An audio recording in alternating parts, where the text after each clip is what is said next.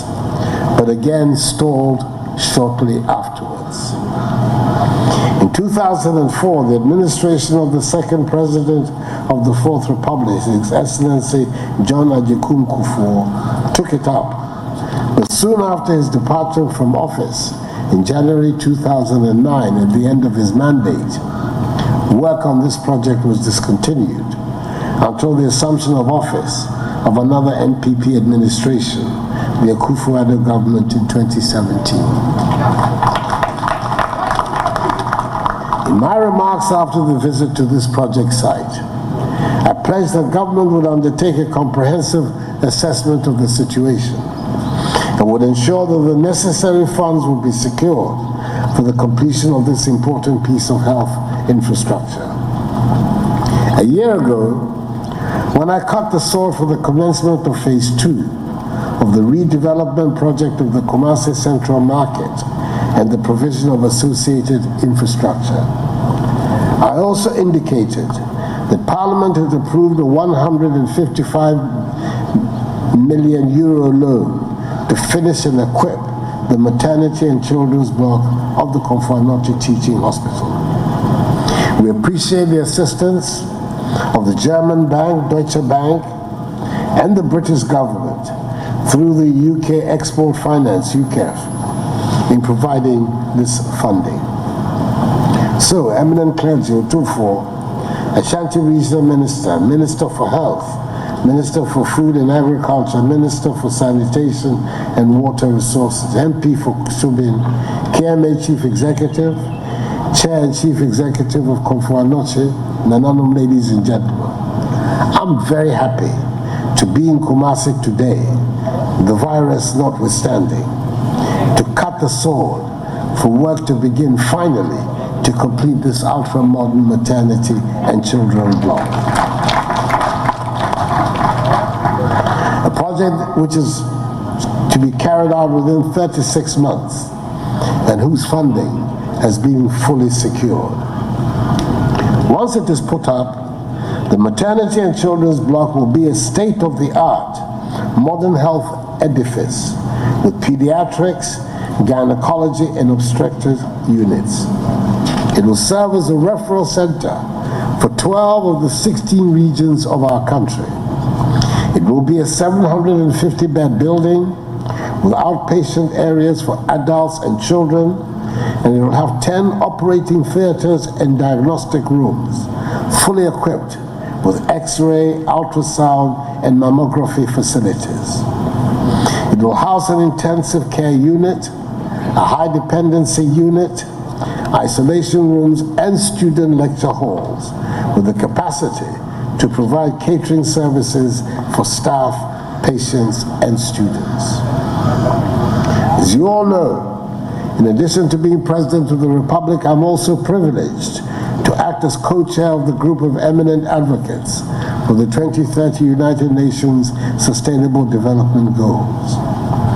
The finalization of this project is thus very dear to my heart, as it will have a positive impact on our country's drive towards achieving the SDG targets under maternal and child health.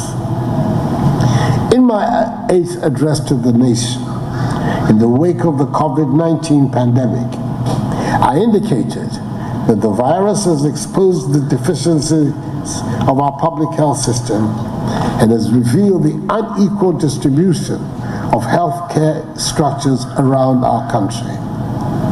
Government is committed to providing access to healthcare to every Ghanaian, no matter where they are, for every Ghanaian is entitled to good health and good health care.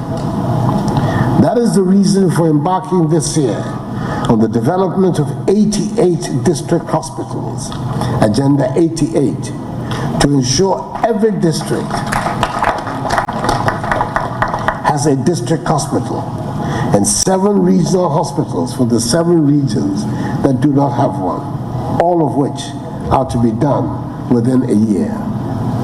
We're making these investments in our healthcare system because it is self-evidently necessary to serve the needs of 21st century Ghana.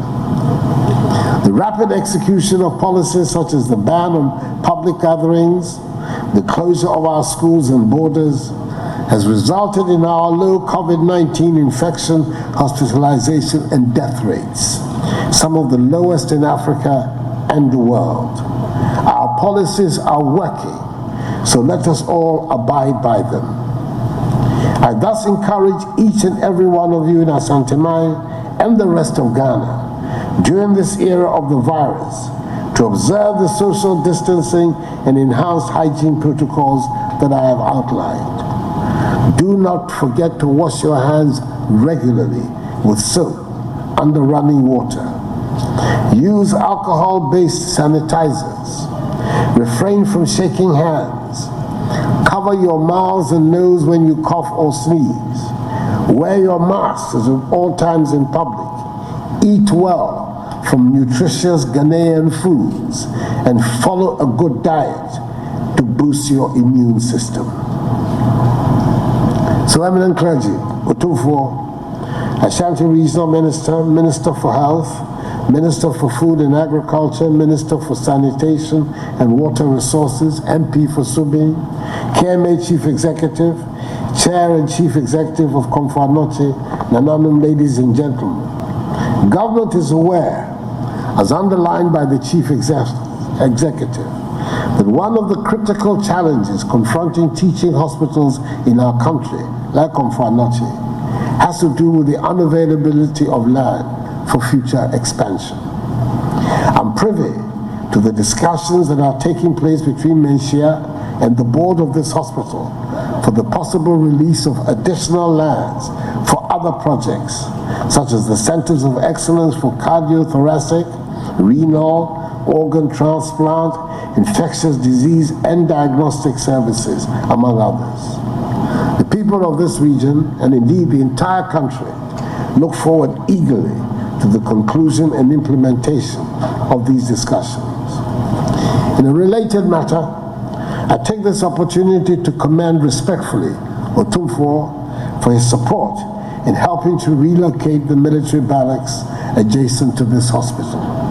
I'm urging the Ministries of Defense and Health to hasten the dialogue and finalize all outstanding issues with Menchia in this regard. Let me conclude by wishing the great King, Akufo Setutu II, the redoubtable Asantehene, once again, many congratulations on his 70th birthday. He has joined all those of us who have been blessed to attain our biblical portion of 70. I wish him a long, healthy life and many more years of his illustrious reign as the 16th occupant of the golden stool of the renowned Osepoku Royal Oyoko dynasty of Asante. Accordingly, ladies and gentlemen, I hereby declare the construction of the Komfo-Anokye Teaching Hospital Maternity and Children's Block duly reactivated. And I hope the project implementation team will work diligently and accomplish the project within the stipulated time on budget, as I'm confident they will. May God bless us all in our homeland Ghana and make her great and strong. I thank you for your attention. The Commander-in-Chief of the Ghana Armed Forces, the President of the Republic, Nana Addo Akufo Addo, we are most grateful. I'd like to invite the Director of Nursing at the Komfo-Anokye Teaching Hospital, Madam Georgina Afua Sam, to give a speech.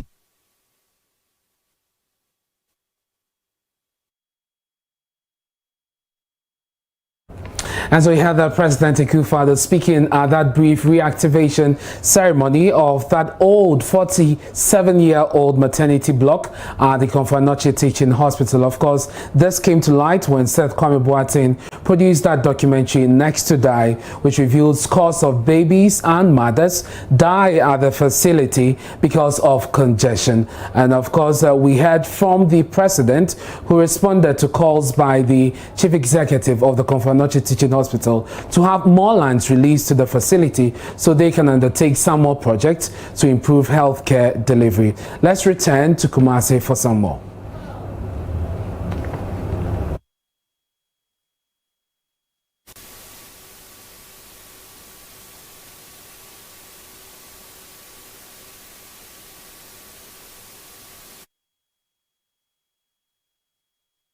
And we'll return to Kumasi shortly, but just so you know, let's refresh ourselves of that story that Seth Kwame brought us, Next to Die, and the journey so far.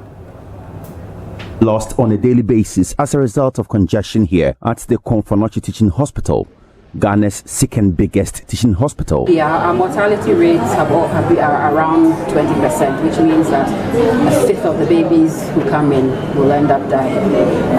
So that would try maybe what? On a bad day we can lose 6-7 babies. We've had days when we've lost as many as 10 in a day. These heart-wrenching statistics from Dr. Jikua Planjuru, head of the hospital's mother and baby unit, were not the only worrying fact about the facility. Expectant mothers also had their share, according to the former head of the gynecology unit of the hospital, Professor Bafu Opoku. In 2012, we had 152 deaths. Mothers. 2013, 126. 2014, 108. 2015, 102. And last year was 91. All these were as a result of congestion. Congestion that made women in labor join queues and each wait her turn to give birth. Some of them will deliver in the corridors. And it's not the best because you have to be in a particular position to ensure effective, safe delivery. So assuming the woman is standing and the baby just drops onto the ground, apart from the baby sustaining injuries, the mother will also sustain what we call genital tract injuries. This same congestion meant doctors and nurses at the mother and baby unit had to put up to 4 babies in one cot or incubator. Each of these babies is carrying his own set of bacteria, and then they're sharing. They're passing them on to one another. How dangerous is that? Your baby may come in with one infection, and then just as he's getting well and he's about to go home, he picks another one from his cot mate, and sometimes as I said, babies can die of infections very easily. A few meters away from where these avoidable deaths were being recorded was the perceived panacea to the congestion. An almost 1,000-bed maternity and child health unit started in 1974 but had been abandoned.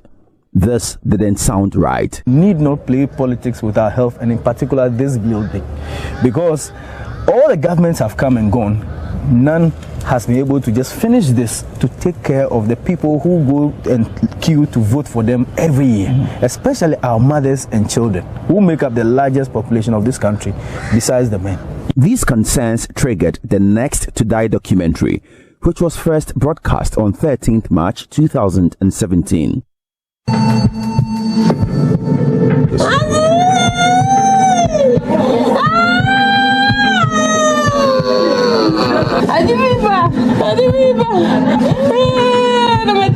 This documentary shook people in Ghana and beyond, and it made many people angry at the reality of mothers losing their babies after 9 months of pregnancy.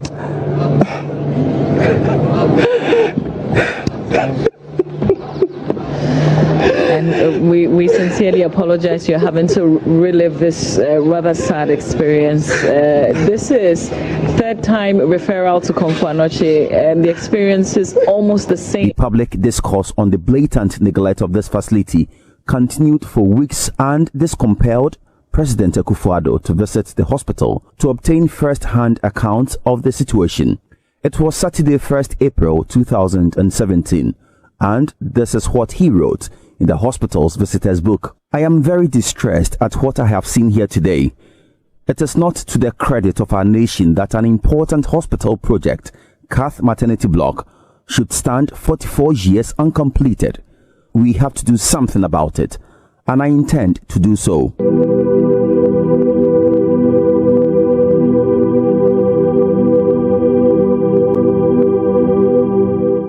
Contractors who were working on the project had told Joy News about $75 million was needed to complete the project.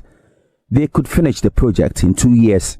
These 2 years waiting period meant more debts, so the multimedia group and the First Lady Akufo had to intervene and raise approximately $2 million to construct an emergency ultra-modern maternity and mother and baby unit in a record time of 6 months. I saw drawings of it, but I didn't know this is how it would turn out.